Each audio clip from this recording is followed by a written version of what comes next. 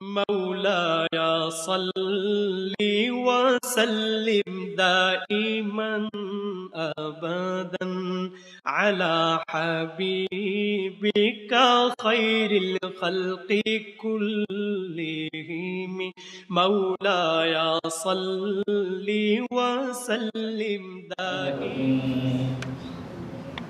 بسم الله الرحمن الرحيم. الحمد لله الذي علا في توحده ودنا في تفرده، الذي بعد فلا يرى وقرب فشهد النجوى. ثم الصلاة والسلام والتحية والإكرام على أشرف الأنبياء والمرسلين حبيب الله العالمين سيدنا ونبينا أبي القاسم محمد اللهم صل على محمد وعلى أهل بيته الطيبين الطاهرين المعصومين المنتجبين، لا سيما على بقية الله في الأرضين وحجته على العالمين، والله الدائم على أعدائهم ومنكري فضائلهم وغاصبي حقوقهم أجمعين، من يوم ظلمهم وغصبهم وعداوتهم إلى يوم الدين. بسم الله الرحمن الرحيم. اللهم قل لوليك الحجة بن الحسن صلواتك عليه وعلى آبائه في هذه الساعة وفي كل ساعة وليا وحافظا وقائدا وناصرا ودليلا وعينا حتى تسكنه أرضك طوعا وتمتعه فيها طويلا.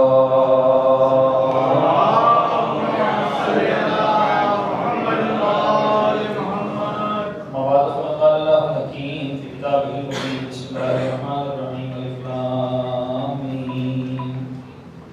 ذلك الكتاب لا ريب فيه هدى للمتقين الذين يؤمنون بالغيب ويقيمون الصلاة ومما رزقناهم ينفقون، والذين يؤمنون بما أنزل إليك وما أنزل من قبلك وهم بالآخرة هم يوقنون.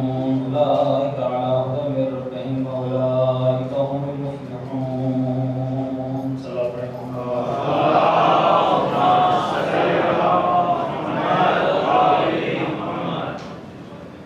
حضرت گرامی،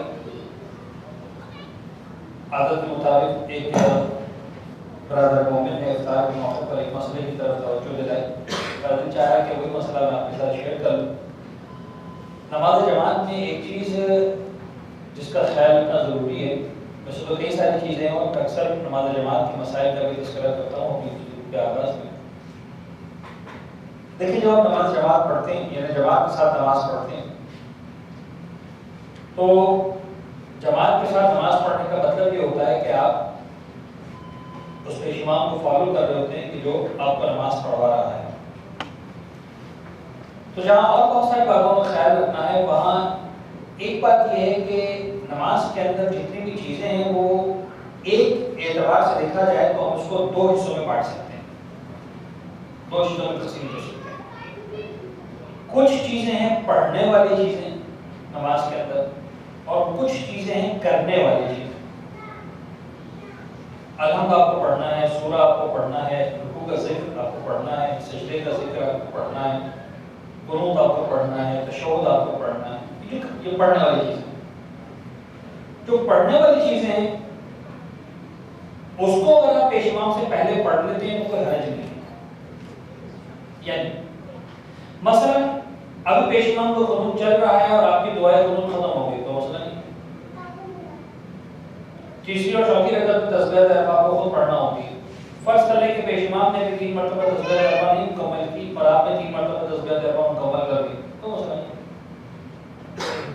آپ رکوع میں گئے، سجدے میں گئے، اور ابھی پیش امام کا ذکر رکوع چل رہا ہے، ذکر سجدہ چل رہا ہے، لیکن آپ کا ذکر رکوع مکمل ہو گیا، ذکر سجدہ مکمل ہو گیا، تو پڑھنے والی چیزیں جتنی کی ہیں وہ اگر آپ پیش امام سے پہلے مکمل کر لیتے ہیں تو کوئی حرج نہیں، سوائے آخر کے سلام کے۔ پیش امام سے پہلے آپ کو نہیں کہنا السلام علیکم ورحمۃ اللہ وبرکاتہ، وہاں پہ رک جانا، سارا پڑھ لیں لیکن وہاں رک جائیں، پیش امام جاتے ہیں السلام علیکم ورحمۃ اللہ، اس پر آپ نے کہنا السلام علیکم ورحمۃ اللہ، نماز مکمل پیش امام کے ساتھ کرنی ہے، اس کے بعد یہ ہو گئی پڑھنے والی چیز۔ لیکن جو کرنے والی چیزیں، جو افعال ہیں، رکوع میں جھکنا ہے، سجدے میں جانا ہے، سجدے سے سر اٹھانا ہے، یہ جتنے بھی کرنے والی چیزیں ہیں یا آپ کو پیش امام کے ساتھ کرنی ہے یا پیش امام کے بعد کرنی ہے۔ پیش امام سے پہلے بھی کر سکتے ہیں، یعنی یہ نہیں ہو سکتا کہ آپ جو ہے وہ فرض کر لیں کہ ابھی پیش امام رکوع میں نہیں گئے اور آپ رکوع میں پہنچ چکے، ابھی پیش امام مثلا پڑھ رہے سمع اللہ لمن حمدہ اور آپ جو ہے سجدے کے اندر پہنچ چکے، نہیں یہ بھی چلے۔ اگر بے دھیانی میں ہو گیا، روانی میں ہو گیا، ٹھیک ہے چل جائے گا، جان بوجھ کر اگر آپ کریں گے یہ کام، پیش امام سے آگے بڑھیں گے تو پھر وہ نماز صحیح نہیں مانی جائے گی، وہ نماز غلط سمجھی جائے گی۔ تو نماز جماعت کے پروٹوکول میں یہ بات بڑی اہم ہے کہ جو بولنے والی چیزیں ہیں، جو پڑھنے والی چیزیں اگر آپ پہلے پڑھ بھی لیتے ہیں تو کوئی حرج نہیں ہے، لیکن جو کرنے والی چیزیں ہیں، جو افعال ہیں، جو مومنٹس ہیں جتنے بھی، وہ آپ نے یا تو پیش امام کے ساتھ کرنے یا پیش امام کے بعد کرنے۔ برابر تفصیلات اس کے جواب بھی آ سکتی ہیں، اس کو سن سکتی ہیں، لیکن بنیادی مسئلہ جو تھا میں آپ کے ساتھ شیئر کر لیے۔ پردہ سلوات پڑھتے ہیں۔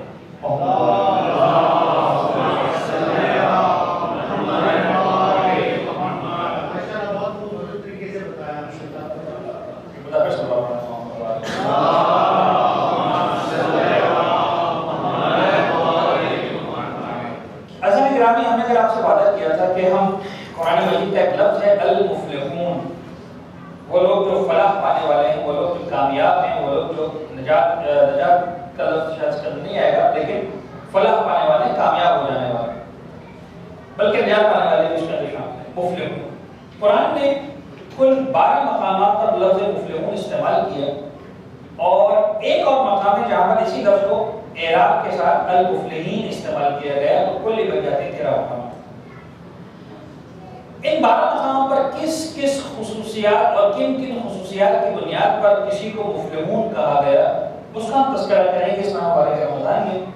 اور بہرحال میری خواہش اور کوشش ہے کہ اس ایک مہینے میں جب ہمارے سلسلہ گفتگو مکمل ہو تو انشاءاللہ ان 12 اور 13 آیتوں پر جو ہے وہ ان الفاظ پر گفتگو مکمل ہو چکی ہو، اس لیے کہ ہر ایک سے میں نے مجھے بتایا کہ 2 4 آیتیں ہیں جو ہمیں پڑھنا پڑے گی۔ سب سے پہلا مقام جس مقام پر لفظ مفلحون استعمال کیا گیا، یہ بالکل قرآن مجید کا آغاز اور قرآن مجید کی ابتدا ہے، سورہ مبارکہ بقرہ میں۔ سورہ الحمد کو مکمل کرتے ہیں اور الحمد مکمل کرنے کے بعد جیسے سورہ بقرہ کا آغاز ہوا، ارشاد رب العزت ہوا بسم اللہ الرحمن الرحیم الف لام میم، الف لام میم۔ اچھا، مفسرین میں خود اس الف لام میم کے حوالے سے بڑی بحث ہے، بڑی گفتگو ہے کہ یہ کیا ہے الف لام میم۔ یعنی اس مثال ایسی کسی انگریزی کتاب کا آغاز ہو اور مثلا اسٹارٹ میں کہہ دیا جائے، مثلا فرض کر لیں اے بی ایکس، اب اے بی ایکس کیا ہے؟ کوئی ورڈ بنتا ہے، کوئی ایبریویشن ہے، اس کے کچھ میننگ ہے، کچھ اس کے ماخذ ضمیر میں ہے، کچھ اس کے باطن میں کیا ہے؟ اور صرف ایک مقام پر نہیں، قرآن مجید میں کئی سارے سوروں کے آغاز میں اس طرح کے حروف استعمال کیے گئے ہیں، انہیں ہم اپنی زبان میں کہتے ہیں حروف مقطعات، جہاں پر حرف کے ذریعے بات کو اسٹارٹ کیا گیا ہے، جملے یا کلام کے ذریعے بات کو آغاز نہیں کیا گیا۔ طٰ، الف لام میم را، کاف ہا یا عین صاد، یاسین، کیا مطلب ہے اس کا؟ تو خیر جو میرا بطور خاص موضوع ہے اس سال، میری یہ خواہش ہے کہ میں کوشش کروں گا ہر گفتگو کے اندر 1 منٹ کے لیے صحیح زمانے کے امام کو ہر صورت میں انکلکیٹ کرنا ہے، مجھے شامل کرنا ہے اپنی گفتگو میں۔ تو ایک جملہ یہ سمجھ لیجیے کہ ان الفاظ کے حقیقی معنی تو اسی وقت آئیں گے پردہ غیب سے جب پردہ غیب سے معنی کا معلم آئے۔ چلو پڑھتے ہیں محمد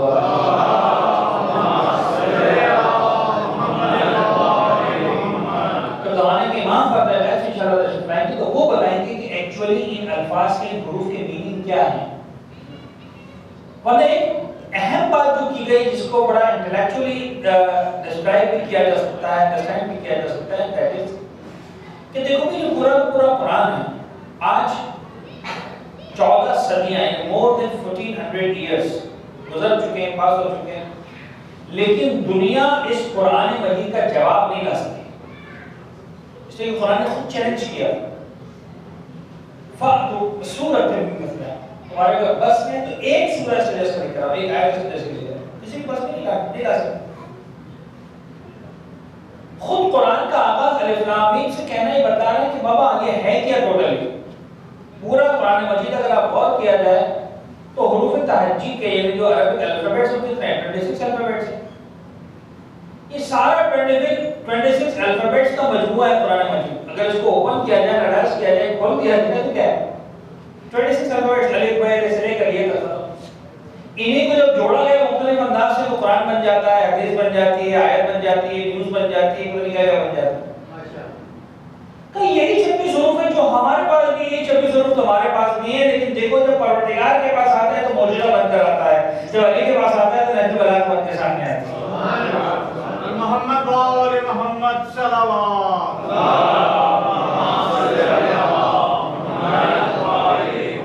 اور اگر کھول دو تو یہ بکھرے ہوئے الفاظ ہیں، الف ہے، لام ہے، میم ہے، گا ہے، با ہے، تا ہے، یہ سب چیزیں۔ لیکن ہمارے ایک بزرگوار عالم دین کو ہیں علامہ مجلسی، ذوق کے ولایت جو ان کے پاس تھا اس کے اعتبار سے انہوں نے ایک مرتبہ کام کیا کہ قرآن میں جتنے حروف مقطعات ہیں، جتنے بھی اس طرح کے حروف استعمال ہوئے ہیں، الف لام میم را کاف ہا یا عین، ان سب کو جمع کیا، یا سین تا ہا، سب کو جمع کیا، اور سب کو جمع کرنے کے بعد غور کرنا شروع کیا کہ اگر اسے کوئی جملہ بنایا جائے تو آیت کا جملہ بن سکتا ہے سارے الفاظ کو چھوڑ دیا جائے۔ تو بہرحال اس ذوق ولایت کو استعمال کرتے ہوئے اور سارے کے سارے ریپیٹڈ الفاظ کو نکالتے ہوئے جب انہوں نے جملہ بنایا تو وہ کہتے ہیں کہ جملہ میرے سامنے آیا وہ یہ تھا کہ صراط علی حق نمسکو۔ اب جو عربی زبان سے ذرا سا بھی آشنا ان کو سمجھ میں آ گیا، لیکن میں اس کا ٹرانسلیشن کر دیتا ہوں، ترجمہ کر دیتا ہوں، سارے حروف کو جمع کیا، جتنے بھی حروف مقطعات قرآن میں استعمال ہوئے، الف لام میم را، صراط علی حق نمسکو، اس کا ترجمہ ہے کہ علی کا راستہ ہی حق ہے اور ہم وہ ہیں جو اس راستے پر چلنے والے ہیں۔ محمد وآل محمد صلوات۔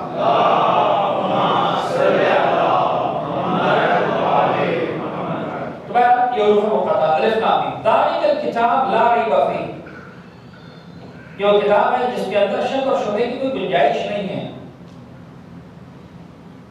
قرآن ایک ایسی کتاب ہے جس کے اندر یہ ممکن نہیں کہ کوئی شک کرے، کوئی شبہ کرے کہ قرآن کے اندر جو بات ہے وہ کنفرم نہیں ہے، 100% نہیں ہے، آتھینٹک نہیں ہے، اس کے اندر ابھی مزید کچھ چینجز کی گنجائش ہے، مزید اس کو اپڈیٹ کرنے کی گنجائش ہے، مزید اس کی بات کے اوپر بات کرنے کی گنجائش ہے، گنجائش نہیں قرآن کے اوپر، کوسچن مارک پٹ اپ کرنے کی گنجائش نہیں قرآن مجید میں کہیں پر۔ اور تاریخ میں بہرحال ایک مقام ایسا ہے میرے نگاہوں کے اندر، میں آج خاص ایک چونکہ بڑا علمی استدلال ہے اس کے اندر کو شیئر کرنا چاہ رہا ہوں، مجھے آنے میں مفلحون تک اور مجھے نہیں پتا پہنچ پائیں گے کہ نہیں پہنچ پائیں گے، اور آج مجھے اردو کو پھر بھی باوجود ہی کہ ویکینڈ ہے اور انہیں چھٹی کی رات ہے اور میرے پاس گنجائش تھی اس کے اندر لمبی گفتگو کرنے کی، لیکن بہرحال آج کا دن ایک اور اعتبار سے امپورٹنٹ ہے، آج کچھ وہ سیرمنی وغیرہ ہے، تو ظاہر سی بات ہے کہ مجھے آپ لوگوں کا زیادہ وقت نہیں لینا ہے اور چاہتا ہوں کہ وقت پر سارا پروگرام مکمل ہو۔ تو بہرحال میں آج بھی کوشش کروں گا کہ انشاءاللہ 10:30 تک اپنی گفتگو کو یا میکسیمم 10:35 تک اپنی گفتگو کو مکمل کروں تاکہ بعد کا پروگرام پروسیڈ کیا جا سکے۔ قرآن میں شک و شبہ کی گنجائش نہیں ہے، لیکن ہسٹری کے اندر ہمیں نظر آتا ہے ایک موقع ایسا کہ جب ہمارے 11ویں امام حضرت امام حسن عسکری علیہ السلام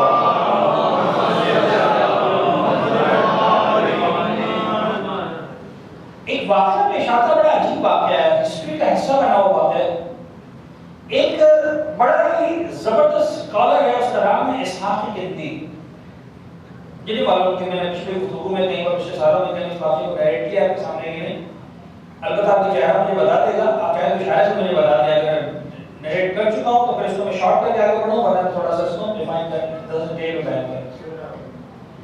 اسحاق کندی، اس کا تعلق عیسائیت کے ساتھ تھا، اور اس نے جو ہے وہ قرآن مجید کو اسٹڈی کیا، قرآن مجید کو اسٹڈی کرنے کے بعد دیکھیے قرآن علم ہے، قرآن نور ہے، لیکن ابھی بات آئی تھی بعد میں کہ جس کے دلوں میں تقویٰ نہیں ہوتا قرآن اس کو ہدایت نہیں دے سکتا ہے۔ ہونا ضروری ہے، دانے کا نرم ہونا ضروری ہے. اگر دانے میں نرمی ہوگی پھر پانی برسے گا تو وہ دانا درخت بن جائے گا. لیکن اگر دانا دانا نہیں بنے گا، پتھر بن جائے گا، تو پتھر پر جتنی بارش برستی رہے درخت اس سے نہیں نکلنے والا.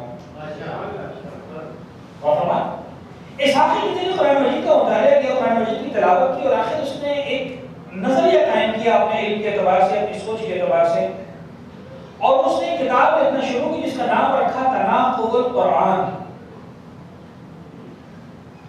تناقض القرآن کا مطلب یہ ہے کہ قرآن کا ٹکراؤ، قرآن کی آپس کی آیتوں کا ٹکراؤ. اور اس نے یہ بات ثابت کرنے کی کوشش کی کہ صاحب قرآن کیا ہدایت کرے گا، قرآن کی تو ایک بات دوسری بات سے نہیں ملتی. ایک مقام پر قرآن یوں کہتا ہے، اسی بارے میں قرآن دوسرے مقام پر یوں کہہ دیتا ہے. تو قرآن تو اپنی بات کی تائید نہیں کر رہا، قرآن تو اپنی بات پر ٹھکرا رہا ہے. ہماری ہدایت کہاں سے کرے گا؟ انسان کو راہ راست کہاں سے دکھائے گا؟ اس ذہن میں خیال آیا، اس نے کتاب لکھنا شروع کی. مشہور ہو گیا مارکیٹ میں کہ کتاب لکھی جا رہی ہے. اچھا دور تو دور ہے کہ جب پبلیکیشنز آنے نہیں، ایڈورٹائزمنٹ نہیں ہو رہی، جو کچھ بھی ہو رہا ہے زبانی کلام نہیں چل رہا. ایسا نہیں کہ کتاب چھپنے سے پہلے کتاب کا مثال کے طور پر جو ہے وہ انٹروڈکشن مارکیٹ میں آ گیا، کچھ اس کے پیپرز آ گئے، اس نے دیکھ لیا گیا، فری ورژن آ گیا، کچھ بھی نہیں. پتہ چلا کتاب لکھی جا رہی ہے. امام عسکری اس زمانے میں کہاں پر سامر رہا کرتا ہے؟ یہ شخص بغداد کے اندر، اور بغداد مرکز ہے علمی، اور عباس کے دور میں علمی مرکز، اور وہاں بیٹھ کر کتاب لکھ رہا ہے. گویا مرکز میں بیٹھ کر، مسلمانوں کے مرکز میں بیٹھ کر مسلمانوں کے خلاف کتاب لکھ رہا ہے.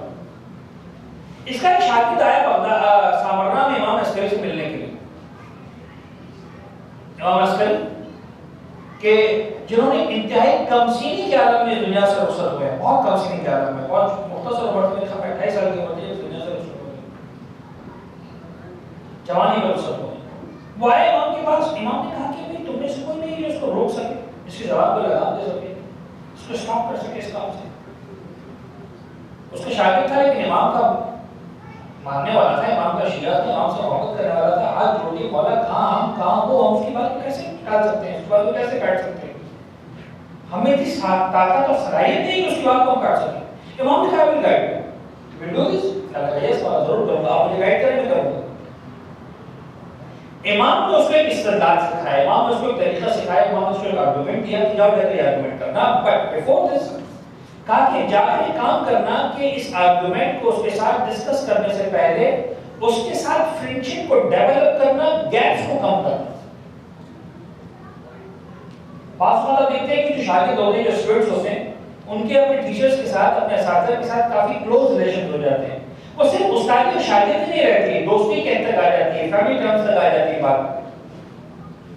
یہ شاگرد کہے گا اس نے استاد کے ساتھ دوستانہ روابط شروع کیے، تحفے دینا لینا، بات چیت کرنا، یہاں تک کہ اب استاد اور شاگرد کا وہ رشتہ جو صرف استاد اور شاگرد کا رشتہ تھا وہ کب رہ گیا؟ اب وہ گویا ایک رفاقت والا، ایک دوستی والا، ایک اپنائیت والا سلسلہ شروع ہو گیا.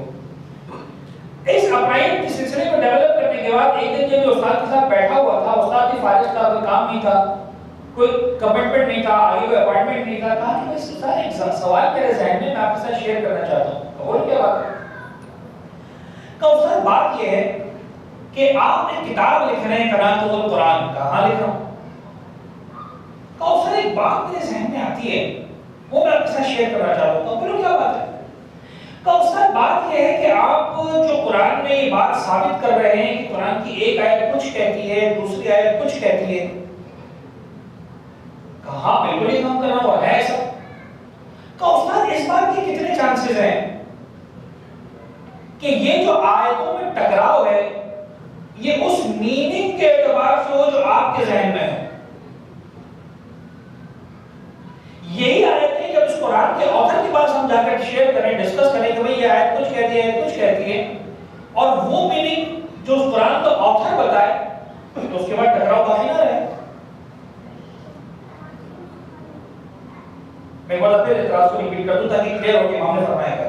یہ شاگرد کہتا ہے استاد سے، استاد آپ جو کہہ رہے ہیں کہ دو آیتوں میں ٹکراؤ ہے، اس بات کی چانسز ہے کہ نہیں کہ ان آیتوں میں ٹکراؤ اس میننگ کے اعتبار سے ہے جو آپ نے میننگ لی ہے قرآن کی، جو آپ نے میننگ لی ہے اس کے اعتبار سے ٹکرا نہیں. لیکن جو اصل میں قرآن کا آتھر ہے وہ کہے کہ اس آیت کا یہ مطلب ہے ہی نہیں جو تم سمجھ رہے ہو، وہ دوسرے آیت کا وہ مطلب ہے ہی نہیں جو تم سمجھ رہے ہو. اس کا تو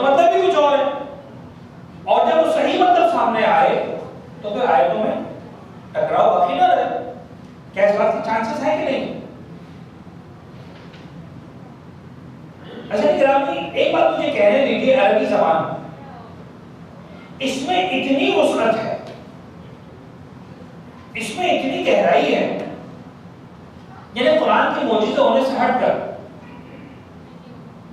نحو بلاغت کلام کی اس بلندی سے ہٹ کر، خود فصاحت اور بلاغت کے اعتبار سے عربی ایک ایسی لینگویج ہے کہ جو انتہائی فصاحت، انتہائی بلاغت کے ساتھ زبان ہے. یعنی اس دور کا عرب، ابھی قرآن نازل نہیں ہوا تھا، ابھی پیغمبر نہیں آئے تھے، اپنے آپ کو عرب کہتا تھا، ساری دنیا کو عجم کہتا تھا، یعنی ساری کہتا تھا ساری دنیا گونگی ہے.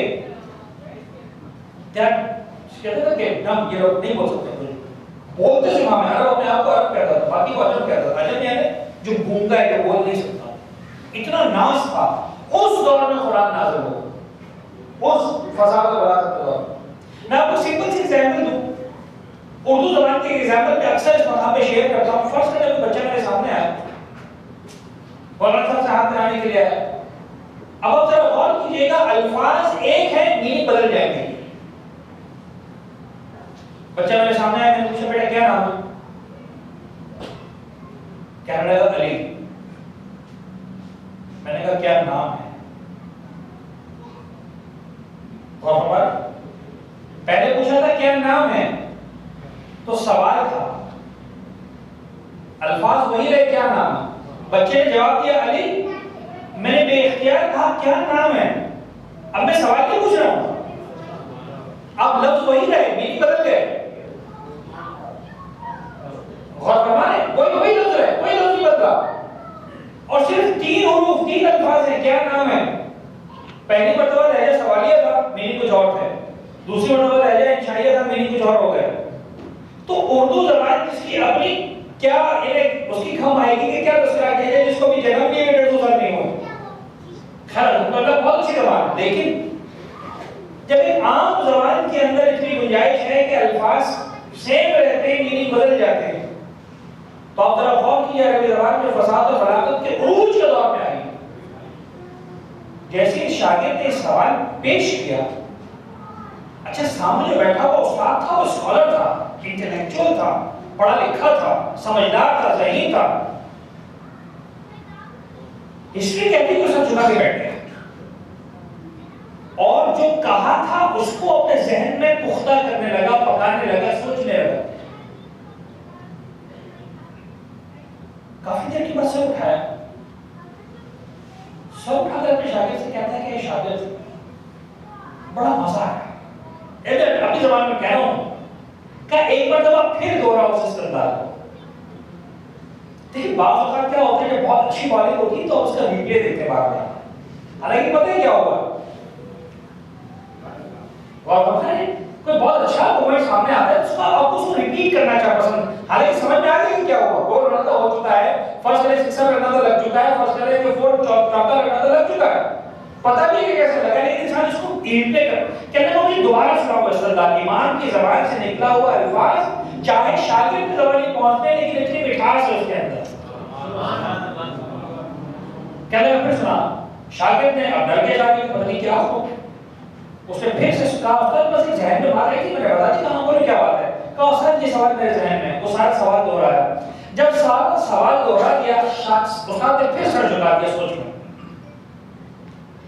کچھ دیر کے بعد سر جھکایا، جب سر اٹھایا پھر شاگرد کو دیکھا، اور اب جو زبان پر جملے آئے واقعی سننے والے، کہا ہے میرے شاگرد اتنا بتائیے کہ کہاں سے لے کر آیا. یعنی میں یہ نہیں پوچھ رہا ہوں کہ یہ کلام تیرا ہے، یہ تو مجھے پتا ہے کسی اور کا ہے، مجھے صرف اتنا پتا ہے کہ تو لایا کہاں سے ہے. کبھی استاد میرے اپنے ذہن میں نہیں، مجھے پتا ہے تیری بات نہیں، تو میرا شاگرد ہے، میں نے تجھے پالا ہے، تو نے مجھے نہیں پالا، تو مجھے پتا کہاں سے لے کر آئے، یہ استدلال کہاں سے آئے. تیرے بس کی بات نہیں ہے. سر کو جھکا کر کہنے لگا کہ ابو محمد حسن ابن علی الزکی العسکری نے مجھے استدلال سکھایا.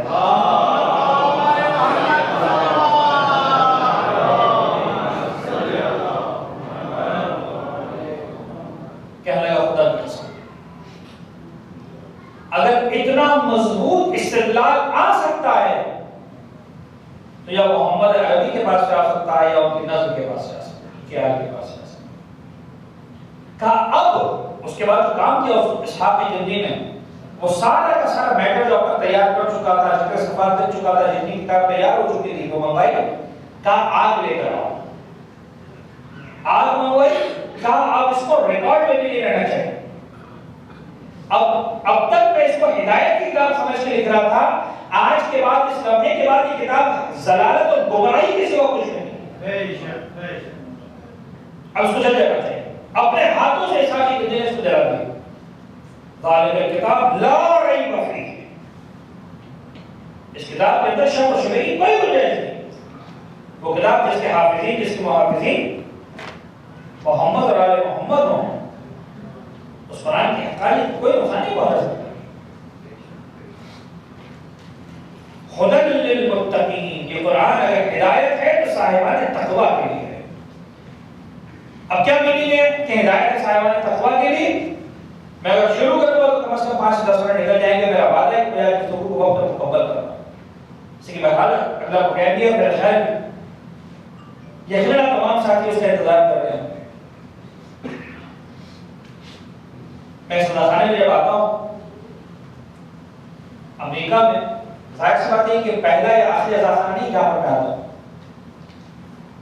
کئی سارے اسٹیٹس میں کئی سارے سزا خانے ہیں جہاں پر الحمدللہ پروردگار عالم نے یہ کرم فرمایا کہ مجھے ذکر اہل بیت کرنے کا موقع ملا، محرم الحرام کی مجالس سے خطاب کرنے کا موقع ملا، ماہ مبارک رمضان میں بھی قرآن کے موضوع پر گفتگو کرنے کا موقع ملا، اور بھی اس کے علاوہ ایام میں امریکہ میں آتا رہا۔ مجھے وہ دن یاد ہے کہ جب محرم کے عشر سے مجھے خطاب کرنا تھا اسی جعفریہ میں، اور اس وقت جو پہلی مجلس میں نے پڑھی تھی مجھے اچھی طرح یاد ہے، یہ سن یاد نہیں آ رہا ایگزیکٹلی، خدائی کا امام بارگاہ جب میں نے جو ہے امام حسن العابدین علیہ السلام کی شہادت کے ایام میں حاضر ہوا، اور میں نے الحمدللہ خدا نے کرم کیا تھا کہ میں مومن کی خدمت میں حاضر ہوا۔ اس کے بعد محرم کے ایام مجھے یاد ہے جب اورنج کاؤنٹی میں جو ہے وہ میں حاضر ہوا، بلکہ اس میں یہ بھی یاد ہے اچھی طرح سے کہ وہ امام بارگاہ بالکل نیا نیا لیا گیا تھا، تو جس دن ہم پہنچے چاند رات تھی، پتہ چلا کہ ایک دن دیر سے محرم کی مجالس شروع ہو رہی ہیں، چاند ہونے کے بعد اگلے دن سے مجالس شروع ہو رہی، تو وہ سارا منظر میرے نگاہوں کے سامنے ہے۔ جب میں خود بھی تھا، ذرا مشتاق صاحب بھی تھے، اور ہم تیاری کر رہے تھے کس طرح سے مزدوروں کی طرح سے خوشی محسوس کر رہے تھے کہ واقعا ذکر حسین کرنے والوں میں ہم سب کا نام شامل ہونے والا ہے، مولا کا فرش اعزاز سجانے والوں میں ہم سب کا نام شامل ہونے والا ہے۔ تو فرش بچھا رہے تھے، صفائی کر رہے تھے، علم لگا رہے تھے، سیاہ کپڑے لگا رہے تھے۔ ظاہر سی بات ہے کہ یہ جو سسٹم ہے یہ اسی لیے ہے کہ کسی نہ کسی انداز سے زندہ اہل بیت کو زندہ رہنا چاہیے۔ آج وہ تمام ساتھی جو یہاں پر سفید داڑھیوں کے ساتھ بیٹھے ہیں، ان کے بارے میں بڑی حد تک اطمینان ہے کہ انشاءاللہ وہ اپنا دور بڑے مناسب انداز سے گزار چکے ہیں۔ انشاءاللہ رضائے پروردگار کے سب کے شامل حال ہے، انشاءاللہ رضائے اہل بیت کے سب کے شامل حال ہے۔ اصل فکر ہمیں اپنی نسلوں کی ہے۔ اگر اپنی نسلوں کے لیے ہم مناسب سینٹرز قائم کر پاتے ہیں، اگر اپنی نسلوں کے لیے ہم مناسب مقام بنا پاتے ہیں، تو شاید یہ اہم ترین اور بنیادی ترین ذمہ داری ہے جو پردیس میں، اب تو خیر پردیس بھی نہ رہا، دیس بن گیا بہت سے لوگوں کے لیے، لیکن بہرحال غیر میں، پردیس میں، امریکہ میں، دور کے علاقے میں جہاں پر سسٹم نہیں تھا، سیٹ اپس نہیں ہوا کرتے تھے، آج خوشی کی بات ہے کہ مختلف امام بارگاہ بنتے جا رہے ہیں، مختلف سینٹرز بنتے جا رہے ہیں۔ ہاں درخواست یہی ہے، خواہش یہی ہے، دعا یہی ہے۔ میں اکثر اپنے دوستوں سے بات کہتا ہوں کہ میں جب لوٹ کر یہاں سے جاتا ہوں تو اگر کسی شہر کے بارے میں مجھے یہ کہنا پڑتا ہے کہ وہاں مومنین تو بہت زیادہ ہے لیکن امام بارگاہ ایک ہے، تو مجھے بڑی شرمندگی سی محسوس ہوتی ہے۔ اور جس شہر کے بارے میں یہ کہتا ہوں کہ وہاں پر کم از کم 8 سے 10 امام بارگاہ ہیں، تو مجھے بڑی خوشی محسوس ہوتی ہے۔ جتنے زیادہ اہل بیت کے ماننے والوں کے مراکز ہوں، جتنے زیادہ آزادخانے ہوں، جتنے زیادہ فرش اعزاز رشتہ ہو، ہمارے لیے خوشی کی بات ہے، فخر کی بات ہے، سعادت کی بات ہے۔ ہاں اتنا ضرور ہے کہ یہ جو کوانٹٹی ہے اس کی بنیاد میں کسی مقام پر ضد نہیں ہونی چاہیے، انا نہیں ہونا چاہیے، غرور نہیں ہونا چاہیے۔ یہ صرف اور صرف اس لیے ہونا چاہیے کہ اہل بیت اطہار ہم سے راضی ہوں، صرف اس لیے ہونا چاہیے کہ پروردگار ہم سے راضی ہو، اس لیے ہونا چاہیے کہ خدا ہم سے جو ہے وہ قیامت کے میدان میں ہمارے حساب و کتاب کو آسان کرے۔ تو الحمدللہ یہ جو آج پروگرام ہونے والا ہے اسی سلسلے کی کڑی انشاءاللہ، اور ہم امید کرتے ہیں کہ جنہوں نے نبھایا اچھے انداز سے اپنے وقت نبھایا، جو آ رہے ہیں انشاءاللہ وہ اور بہتر انداز سے اور اچھی طریقے سے سر کو آگے بڑھائیں گے، اور انشاءاللہ اپنے بچوں کے لیے، نوجوانوں کے لیے، یوتھ کے لیے اس طرح کے انتظامات اور پروگرامز ہوں گے کہ زیادہ سے زیادہ جو ہے وہ رضائے اہل بیت، رضائے محمد و آل محمد، رضائے پروردگار ہم سب کے شامل حال ہو۔ اس لیے کہ بہرحال قرآن کا اعلان تو بڑا کلیئر ہے، ذالک الکتاب لا ریب فیہ، اس کتاب کے اندر شک و شبہ کی کوئی گنجائش نہیں، جو ہمیں تذکرہ سے اور بس ایک جملہ مسائل کا پڑھ دوں تاکہ میں نظر بند میں ہو جائے کہ بہرحال آج کی گفتگو میں ذکر مسائل ضرور آ گئے، اس میں کوئی شک نہیں ہے، لا ریب فیہ، قرآن کے اندر کوئی شک کی گنجائش نہیں۔ دنیا میں حافظان قرآن تو بہت پہلے، لیکن محافظ قرآن بڑے کم ہیں۔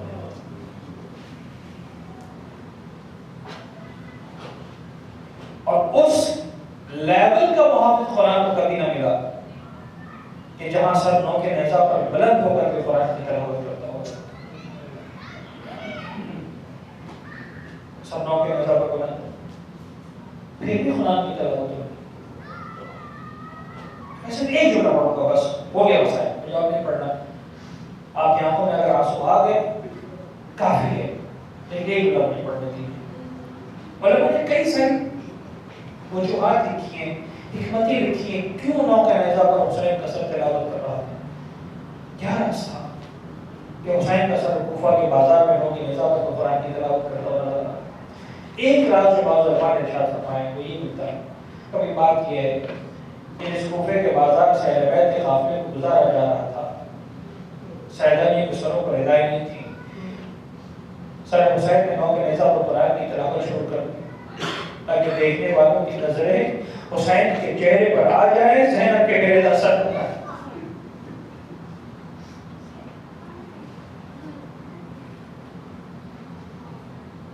زینب کی بیدائی کا ماتم ہو، زینب کی بیدائی کا تماشا نہ دیکھا، اور یہ غم وہ غم تھا جو واقعہ اہل بیت احتانی کے لیے، مولا سید سجاد کے لیے سخت ترین غم تھا۔ جب لوٹ کر آگے مدینہ منورہ میں اکثر رویا کرتے تھے، گریا کیا کرتے تھے، کسی نے پوچھا مولا کب تک گریا کریں گے، کب تک آنسو آئیں؟ کبھی کیا کرو، 18 جوان میں بنی ہاشم کے جنازوں میں کربلا کے میدان میں کیسے میرے سید سجاد میں رو، جو آیت دراصل دینے کے لیے، پرسہ دینے کے لیے کہنے کا مولا شہادت تو قیاس ہے آل محمد کی، آل محمد شہادت پر گریہ نہیں کرتے، فرض کرتے۔ اتنا سنا میرے مولا نے سر کو جھکا دیا، رو کر ایک جملہ کہا بھائی تم نے ٹھیک کہا، شہادت آل محمد کی میراث ہے، لیکن مجھے اتنا بتا دے کہ شہادت تو آل محمد کی میراث ہے، کیا یہ بھی آل محمد کی میراث ہے کہ فاطمہ زہرا کی بیٹیاں محمد کی نواسیاں بے فخر و چادر کے بازار میں پھرائی جا رہی ہوں اور سید سجاد کو منظر اپنی آنکھوں سے دیکھوں؟ سبحان اللہ۔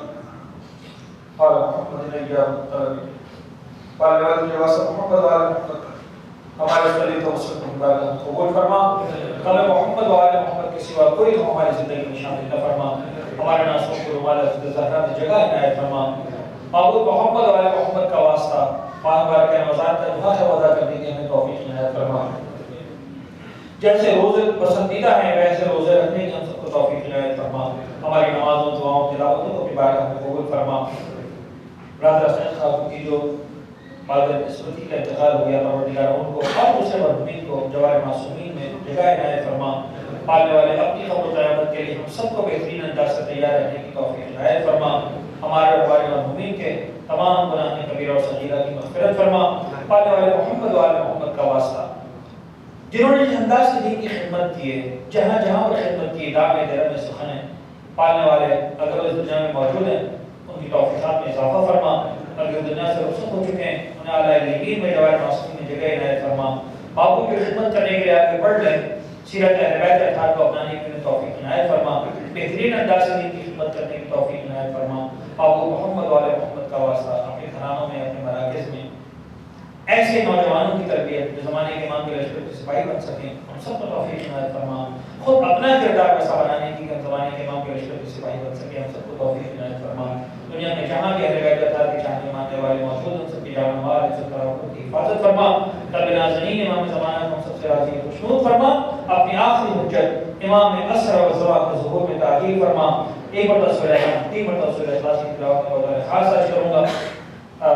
نام کیا ہے کا نوربانو نوربانو کانچی، نوربانو کانچی اپنے عزیزان کے مرحومین اپنے مرحومین میں شامل کرتے ہوئے، جو آج کے نیاز کے اسپانسرز تھے ان کے مرحومین میں شامل کرتے ہوئے، وہ تمام افراد جنہوں نے یہاں پر کسی انداز سے بھی آگرہ کی خدمت کی ہے، آج جو دنیا میں ہیں یا نہیں ہیں، ان کو اور ان کے مرحومین، اور دنیا میں نہیں ان کو اور ان کے مرحومین میں شامل کرتے ہوئے، ہیں دنیا میں ان کے مرحومین کے لیے، اپنے مرحومین کے لیے، شہداء کے لیے، مجھے پر فاتحہ پڑھنے والا کوئی نہیں، سب کو شامل کرتے ہوئے ایک مرتبہ تمام مرحوم مومن مومنات کی سر ثواب کے لیے ایک مرتبہ سورہ تین مرتبہ سورہ بسم اللہ